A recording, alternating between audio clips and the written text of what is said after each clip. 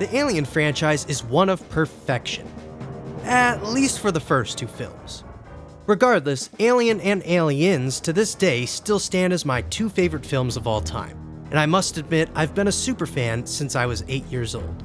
The films are masterpieces from start to finish and are full of action, horror, and suspense, which translates perfectly to video games like 2014's Alien Isolation, AVP 1 and 2, and Alien Resurrection on the PS1, just to name a few.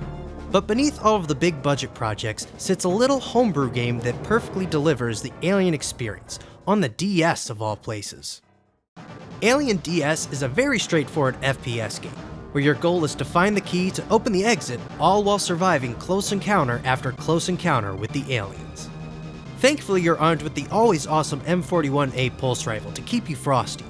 Although, I must admit the sprite doesn't look all too much like its movie counterpart, nor does it emit the iconic firing sound, which is a bit disappointing. That being said, it still gets the job done. Levels look quite good. They have this perfect aura of isolation and loneliness that is key to an Aliens game. Long, narrow corridors twist and turn, leaving plenty of nooks and crannies for Xenos to hide in. I will say the scenery doesn't change all too much, as 4 of the 5 levels share identical textures, so variety isn't this game's strong suit. But with a game this short, one can easily overlook this minor flaw. Like I've already stated, atmosphere is nailed down pretty well in this game.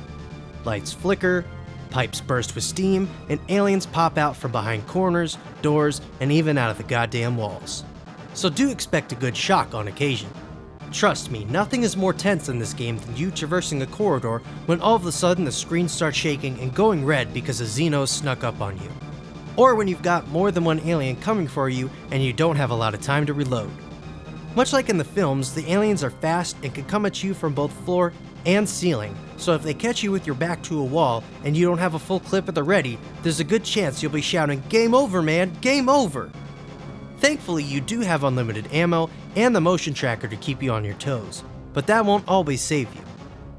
The aliens, while a little blocky, do look pretty good, and as I've already stated, are certainly a solid threat. Lastly, I do want to mention that there are 2 different versions of this game, one with the 4 main levels, and a later build with advanced features but only 1 big level. Unfortunately, getting your hands on the ROMs is becoming far more difficult than expected.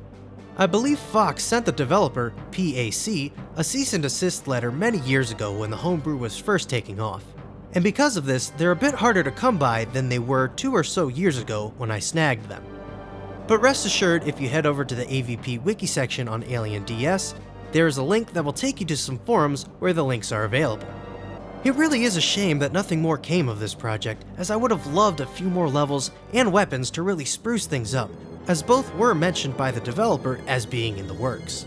Alas, one can only dream, as the project went dormant not long after the second build was presented.